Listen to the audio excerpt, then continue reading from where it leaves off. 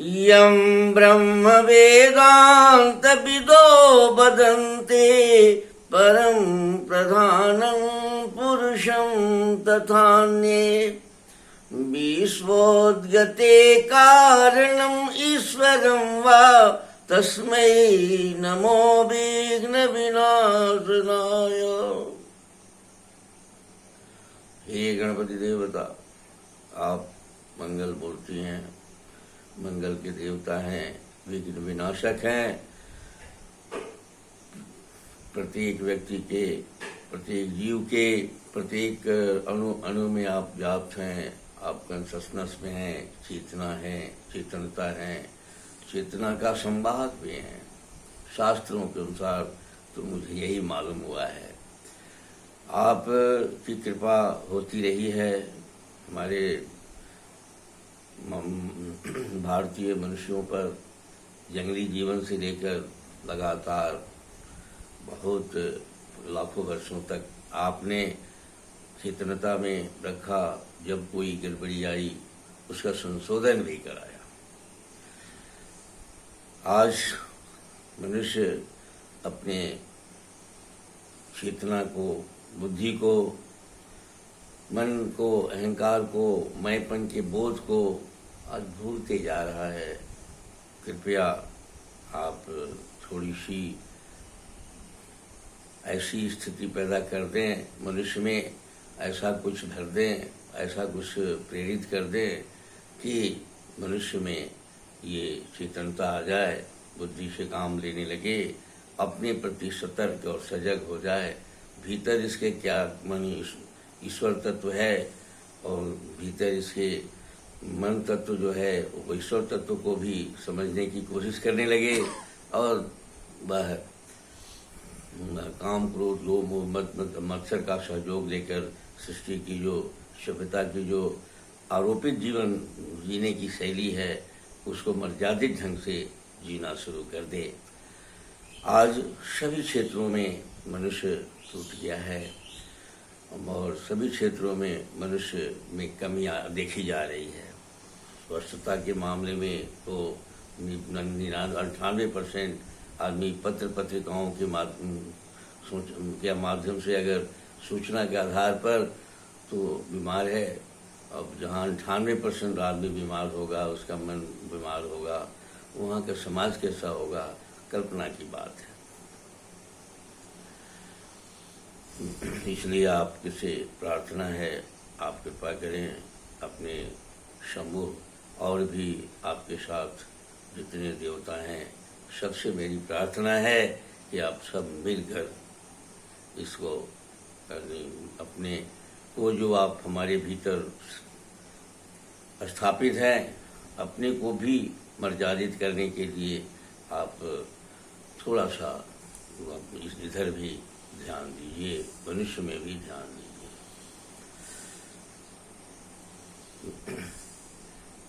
मैं श्याम बिहारी तिवारी आयुर्वेद और वेद का उपासक हूँ। आयुर्वेद का संदेश को आपको सुनाना चाहता हूँ।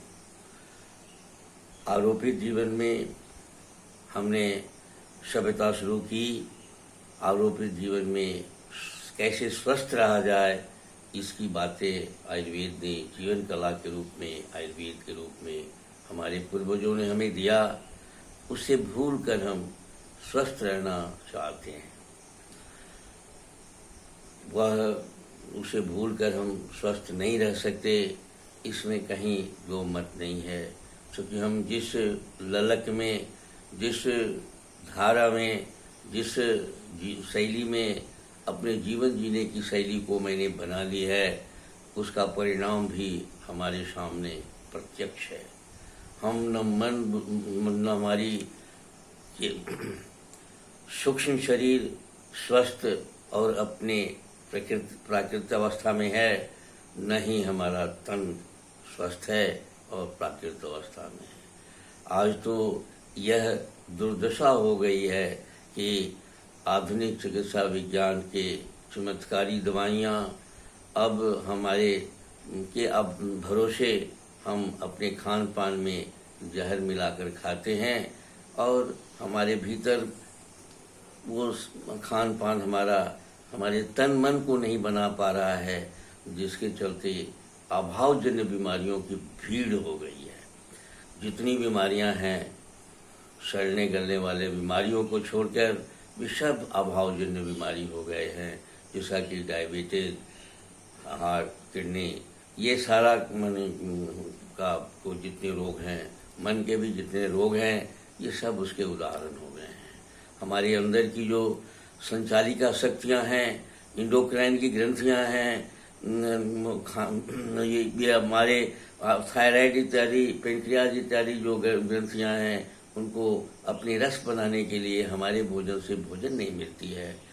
ये आश्चर्य है और इस पर पूरा विश्व, पूरा देश न जाने क्या सोच रहा है, या किंग कर्तव्य विमूढ़ है, या झूठ में अपने जीवन को, विज्ञान को आगे बढ़ा रहा है। ऐसी परिस्थिति में हम इस सब झंझट को अगर छोड़ के चलें, अगर हम स्वाद पर आधारित खान पान का पर विचार कर लें, आयुर्वेद के कुछ निर्देश का पालन कर लें, तो हमको बहुत कठिनाई नहीं रहेगी। हम विज्ञान के जीवन में रहें, लेकिन उसको भी साथ में लेके चलें। इस कार्यक्रम के तहत मैंने कहा कि कल बताया, पिछले कार्यक्रम में बताया है कि साहब, जो हमारे शरीर में ग्रंथियां हैं, हमारे शरीर के जो अणु की कोशिकाओं का जो समूह है, वो मर्मों में, ग्रंथियों में बटा हुआ है, कुंडलियों में बटा हुआ है, जिसे इंडोक्राइन की ग्रंथियां कहते हैं। और ये सूक्ष्म शरीर का जो संचालन होती है, उसमें 6 से 9 वोल्ट की बिजली हमारे भीतर बनती रहती है। हमारे भीतर बिजली बनाने का थर्मल पावर भी है। सारा रोग रक्षणी ताकत का सारा फोर्स भी है। हमारे बनाने की सारी इंजीनियरिंग भी है। सब कुछ हमारे भीतर ऑटोमेटिक चलते रहता है। उस ऑटोमेशन को, उस स्वतः संचालित व्यवस्था को हमें संभाल के रखनी है। उसको संभाल के रखने के लिए हमें थोड़ा सा योगासन की आवश्यकता पड़ती है। हमारे शास्त्रों ने कहा है, ऋषियों ने कहा है कि अगर हम थोड़ा सावधानी पूर्वक, अनुशासित ढंग से अगर हम योगासन करेंगे, तो हमारी जो थर्मल पावर है, हमारी जो बिजली बनाने की शक्ति है, शरीर की संचालिका शक्तियाँ जितनी हैं, वो पावरफुल रहेंगी और वो क्रियाशील रहेगी। रोग रोधक क्षमता वाली जो ताकत है, वो भी बढ़ेगी, वो भी ठीक रहेगी, और जीवनी शक्ति भी ठीक रहेगा, और ओज बनेंगे, सारी क्रियाएं हमारी मजबूत बनेगी। अब इस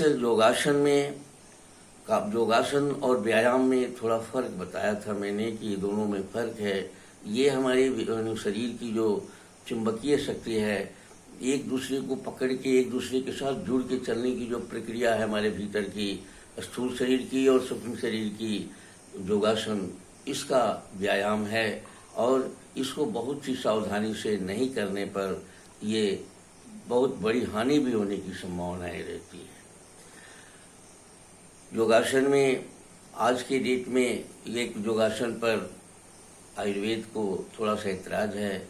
लोग कपालभाति, भस्त्रिका बहुत हाँकते हैं, सारी बात करते हैं। वो योगासन में है, उससे लाभ भी मिल जाती है जल्दी, लेकिन वह शोधन की क्रिया में उसका इस्तेमाल होता है। और शोधन का अर्थ ऐसा है कि जब शरीर शुद्ध हो जाएगा तो हम मुख्य योगासन के कार्यों में रहेंगे। और हम जब शोधन की क्रिया की आवश्यकता, जितना मात्रा में हमें शोधन की आवश्यकता है, उतना मात्रा में हमारे योगासन के पंडित नहीं कर पाते हैं। खान पान, रहन सहन भी योगासन में बड़ा महत्वपूर्ण भूमिका अदा करता है।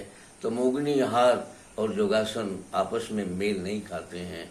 बहुत तेल, बहुत मिर्च मसाला और मैदा इत्यादि, और मांस, मछली, अंडा, मुर्गी यानी भोजन हमारे योगासन करने वाले के लिए फिट नहीं बैठता है, और वह हमेशा लाभकारी नहीं होता है। इसलिए हमारे जो मानव स्नान का भी है, पेशाब स्नान योगासन के बाद 1-1.5 घंटा तक लेना खाना पीना कुछ नहीं किया जाता है, स्नान भी नहीं किए जाते हैं।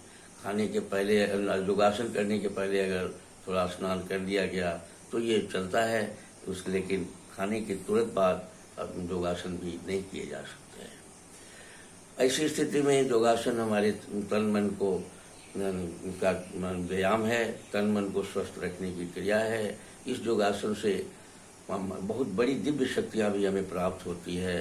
तंत्र की जो कुंडलिनी शक्तियाँ हैं, तंत्र का जो बनावट है, अक्षरों के साथ क्रिया योग पर बात करें हम तो क्रिया योग से आदमी वो आकाश में उड़ने की क्षमता, एक जगह से दूसरी जगह जाने की क्षमता, सारी जगत को आर पार देखने की क्षमता भी ये योगासन से प्राप्त होती है। मूलाधार की कुंडलियों के जग जाने के बाद ज्ञान विज्ञान की समूह हमारे पास सारा ब्रह्मांड के ज्ञान विज्ञान में हम प्रवेश करने की क्षमता प्राप्त कर लेते हैं।